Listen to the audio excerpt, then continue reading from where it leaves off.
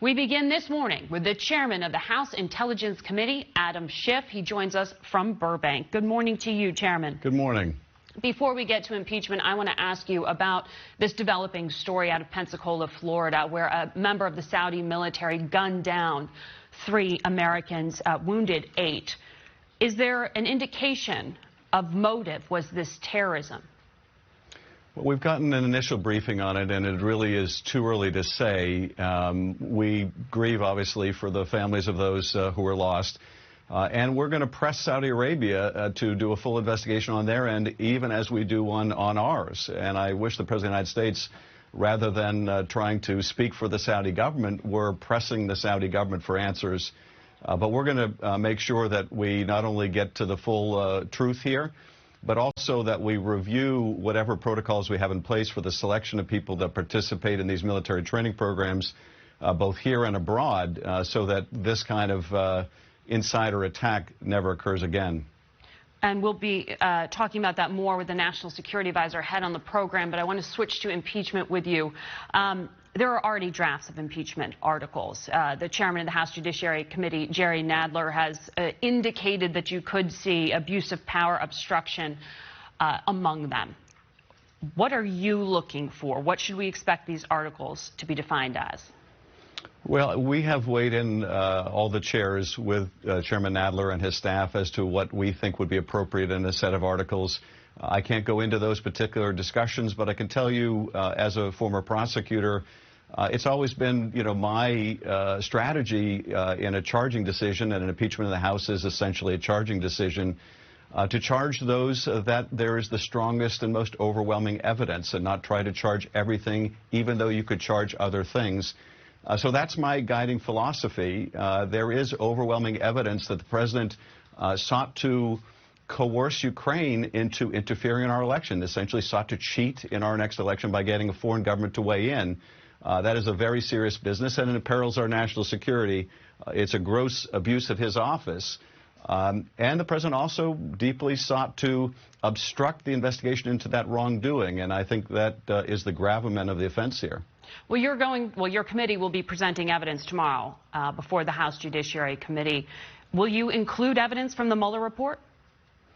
Well, our committee will present what we investigated in the intelligence set of allegations, but also the obstruction of Congress. It won't be our committee, the Intelligence Committee presentation, that would go to other issues like the Mueller report.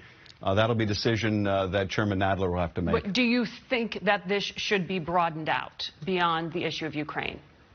Well, again, I'm not going to get to my internal discussions with my colleagues, but I will say that I think we should focus on those issues that provide the greatest threat to the country. And the president is engaged in a course of conduct that threatens the integrity of the next election, threatens our national security by withholding military assistance to an ally at war to our detriment, and conditioning other things like a desperately sought-after White House election. And that is an ongoing threat to the country, and one that simply can't wait. Well, I know Republicans make the point that the aid was ultimately released, but I want to ask you, in your personal opinion, you have seen all of this evidence.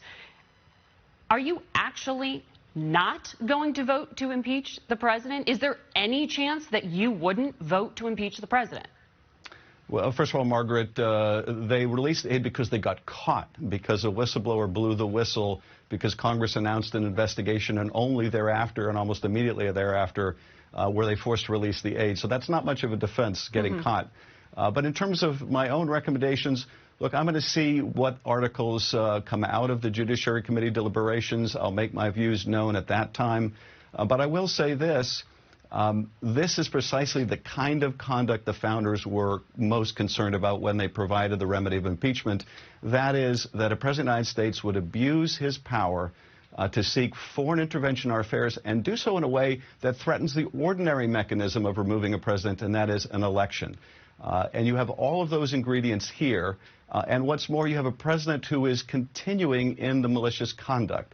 Out on the White House lawn, still saying he wants Ukraine to help him in the next election with these sham investigations, inviting other countries like China to do the same thing. Rudy Giuliani, even this week, is in Ukraine furthering this plot.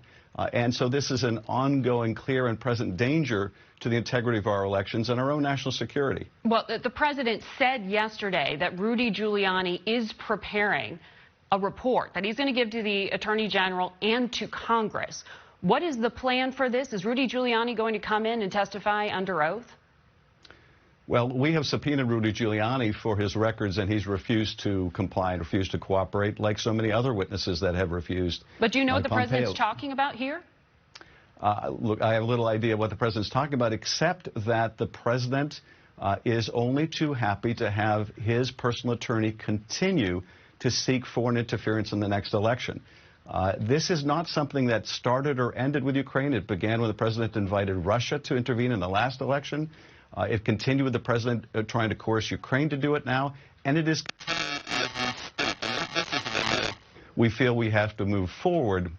And we simply can't wait for an election in which the president is seeking already to prejudice by foreign intervention. You know, in the 300-page report that your committee put out, it included some call logs, including numbers related to Congressman Nunes and a journalist, and there has been a lot of blowback on you having published this. Upon reflection, should you have made that public?